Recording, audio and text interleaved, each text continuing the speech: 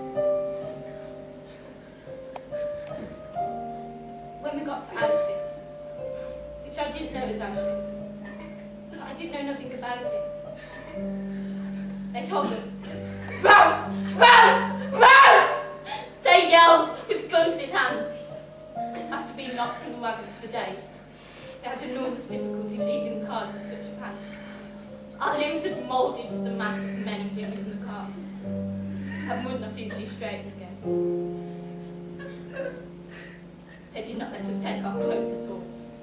They started to separate women from men, men separated from women, husbands from wives, sons from mothers, children torn from the arms of mothers. The elderly were chased like cattle, the sick, the disabled, handled like packs of garbage, thrown to the side together with broken suitcases and boxes. A mother ran over to her child and grabbed her by the shoulders and told her, "Lippa, I'm not going to see you no more. Take care of your brother." It was just terrible. It was just a nightmare. I cannot explain to you the screams. We were walking through the gates. The SS men were on both sides. I went to the right. They told me to go to the right, the SS men. And they had to. They formed us like fits. 5, 5, 5! We had to stay in 5. 5 girls. It was dark. And they are marching us. And can you imagine? The mother going to the left, the daughter to the right. Children going to the left, mothers to the right. And mothers going together with the babies. Oh, I cannot explain to you the cries and the panic and the tearing their hair off. Can you imagine?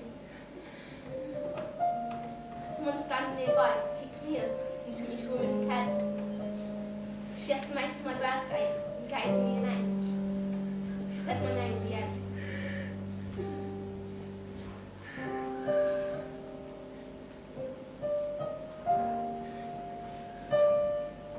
It was light enough to see distant fences.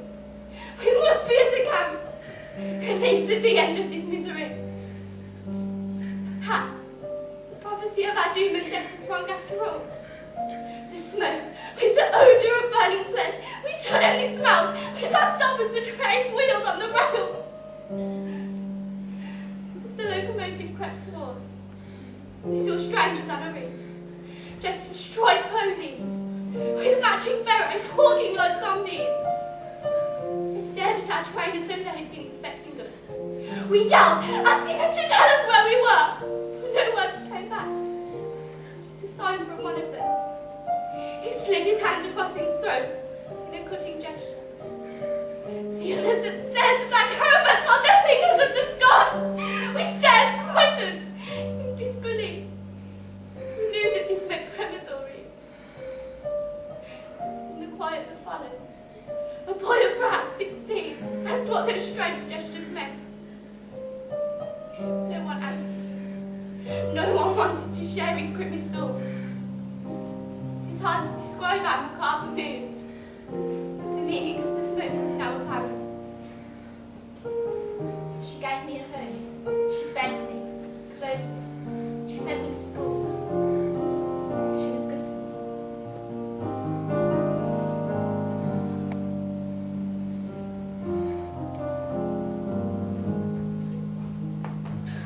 Bedlam erupted as SS men tore into us, whipping us for no reason.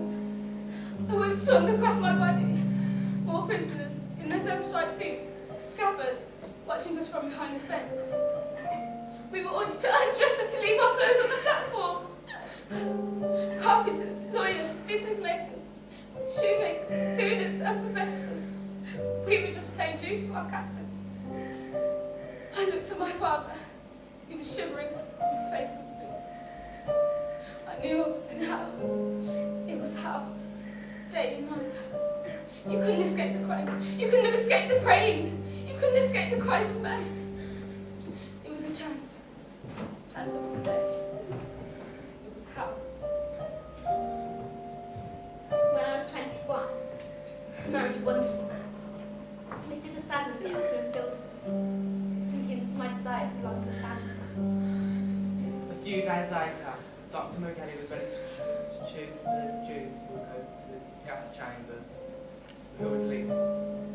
then he stood there looking grand, his pistol and crop in hand. He ordered us to line up and slowly walk in front of him. He looked us up and then down, and then pointed with his crop.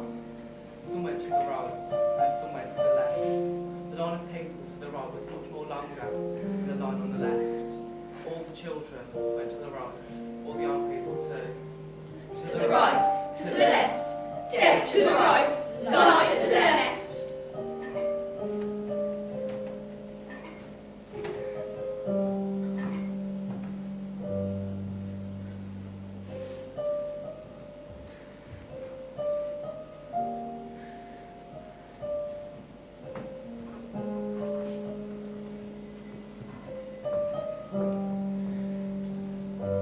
This camp did not look like any we had seen before. The outside perimeter was fenced with heavy wire, with barbed wire on top. Along the inside ran what seemed to be an electric line. Perched above in towers were green uniformed Waffen SS. Their guns pointed into the camp. A sign at the gate read, Stop! High voltage! above the gate another sign read, Auschwitz, and below it, our means mat free. Work makes you free. We knew it wasn't meant to be a promise, not even a pledge. The truth was that we were here to work until we died. When it got lighter, I could see there were like blocks, and a girl comes out of the block. She's got no shoes, she's got no hair. Her dress is far above the knee. I thought, maybe this block, maybe some children. Girls have gone mad and they're keeping them together in a madhouse. Not thinking that in a couple of hours, I would look exactly the same. And we are marching, and they are counting us, and marching and counting us, and marching and counting us, and non-stop counting. Till we got to a big